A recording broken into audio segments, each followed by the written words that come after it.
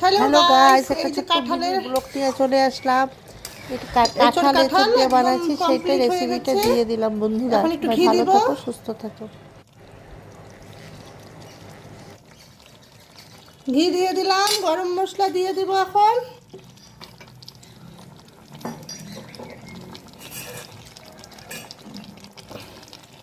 এই গরম মশলা দিয়ে দিলাম, বাটা গরম মশলা বাটা দিয়ে দিলাম।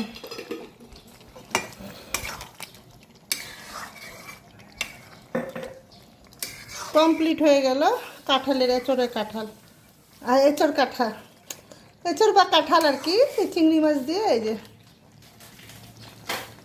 ওহো, একটু চিনি দেবো, চিনি চিনি একটু মিষ্টি দিতে হবে, নাহলে ভালো লাগবে না।